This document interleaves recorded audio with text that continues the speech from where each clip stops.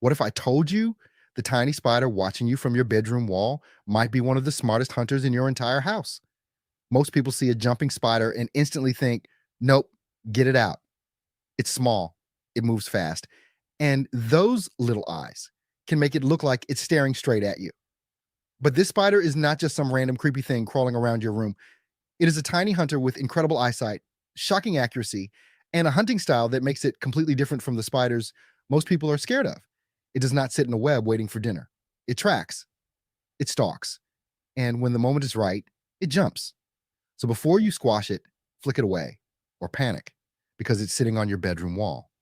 Here are 7 reasons this jumping spider is the apex hunter you actually want in your bedroom.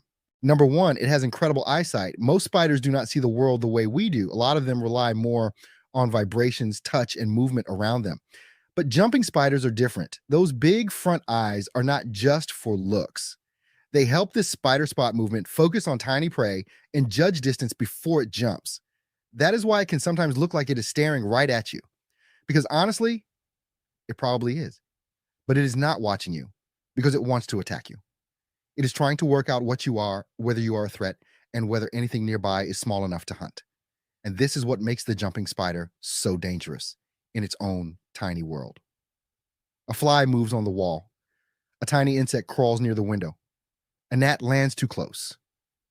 This spider can notice it, track it, and line itself up before the insect even realizes it has been spotted. So while it may look like just a tiny spider sitting on your bedroom wall, those eyes are doing something much creepier. They are hunting. Number 2, it stalks prey like a tiny predator. A jumping spider does not just run around and hope for the best. It hunts with a plan. First, it spots something small moving nearby, then it freezes, then it creeps closer, a little bit at a time. It will stop, watch, adjust its body, and line itself up before it makes a move. That is what makes it so different from a lot of spiders people find in their home. It is not sitting in a web waiting for a fly to make a mistake. It is out there looking for prey, almost like a tiny cat stalking something across the floor. Except this hunter has 8 legs, huge eyes, and can launch itself at its target in a split second.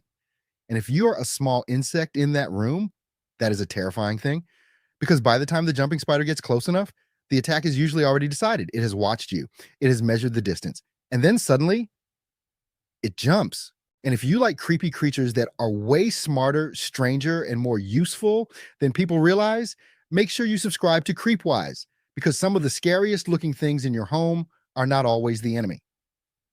Number 3, it hunts without a web. This is one of the strangest things about the jumping spider. When most people think of spiders, they think of webs, a sticky trap in the corner, a messy web near the ceiling, something waiting in the dark for an insect to fly into the wrong place. But the jumping spider does not need that. It is not waiting for prey to come to it. It goes looking for it. That makes it feel less like a normal house spider and more like a tiny hunter moving through your room. It can crawl across walls, window frames, curtains, shelves, and skirting boards, searching for anything small enough to catch. And once it sees something, the hunt begins. No web, no trap, no warning, just eyesight, patience, and one perfectly timed jump. That is what makes this tiny spider so impressive. It does not just survive by hiding, it survives by hunting. Number 4, it eats pests in your room. This is where the jumping spider goes from creepy to useful.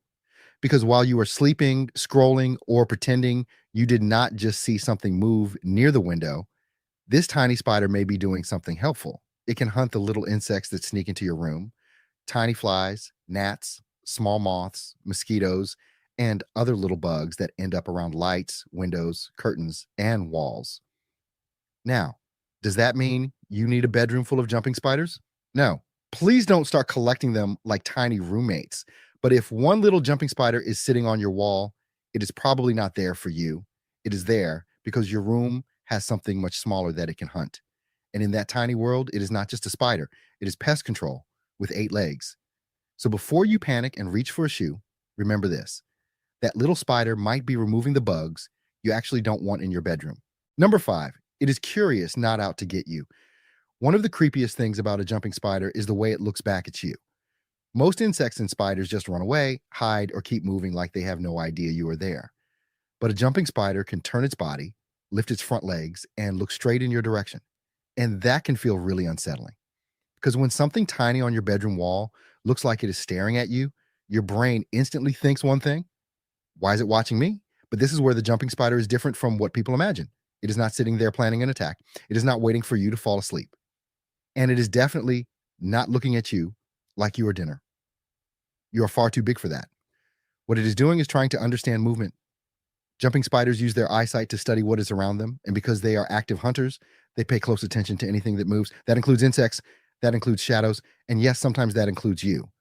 So when it turns to face you, it can look personal, but really it is just being alert. It is checking whether you are a threat, whether it needs to move, or whether something smaller nearby is worth hunting. That is also why some jumping spiders seem almost bold compared to other spiders. They do not always run away instantly. Sometimes they pause, sometimes they watch, sometimes they move a little closer, not because they want to hurt you, but because they are trying to work out what is happening. And that is part of what makes them so fascinating. They are not mindless little monsters crawling around your room. They are tiny, careful hunters using their eyes, their body, and their strange little movements to survive. So if one is sitting on your wall and looking right at you, it is probably not a threat. It is just curious. And in a house full of flies, gnats, moths, and mosquitoes, that curious little spider might be one of the better things to have around. Number 6, its jump is controlled and precise. This is the part that makes people nervous because a spider that crawls is one thing, but a spider that can jump, that feels personal.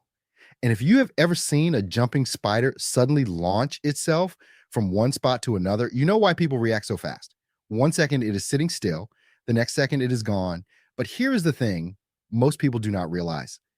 Jumping spiders are not just throwing themselves around randomly. Their jump is controlled. Before they leap, they usually look, measure the distance, position their body, and prepare for the move. They are not just panicking and bouncing around your room like a tiny spider with no plan. They are aiming. And to make it even stranger, many jumping spiders use a thin silk line as a safety cord. So when they jump, they can leave behind a tiny thread that helps protect them if they miss, slip, or need to climb back. That means the jump is not just speed, it is eyesight, timing, balance, and backup all working together. And that is what makes the jumping spider such an impressive hunter. It does not need a web stretched across your room. It does not need a trap in the corner. It can spot prey, line up the attack, and launch itself with shocking accuracy. So, yes, the jump might make your skin crawl, but to a tiny fly, gnat, or moth in your bedroom, that jump is the last thing it wants to see. Number 7, killing it removes a natural pest hunter. This is the reason you might want to think twice before squashing it. Because when you kill a jumping spider, you are not just removing a creepy little thing from your wall. You may also be removing one of the smallest hunters working inside your home. Now, of course, nobody wants spiders crawling all over their bedroom. And if one is too close to your bed, your pillow, or somewhere that makes you uncomfortable, you do not have to just sit there and pretend you're fine. But squashing it is not always the best move because that tiny spider may have been hunting the very insects you hate even more. Mosquitoes near the window, tiny flies around the light, gnats near plants, small moths on the wall, little bugs you may not even notice until they start annoying you. The jumping spider is not there to ruin your night. It is there because something smaller is worth hunting. And that is what makes it different. It is not just a random spider in your room, it is a tiny predator doing what it was built to do. So if you see one on your wall, the best option is usually to leave it alone if it is out of the way. And if you really cannot handle it being there, use a cup and a piece of paper or get someone else to move it outside. Because once you understand what it is actually doing, the jumping spider starts to look a lot less like a problem and a lot more like free pest control with 8 legs.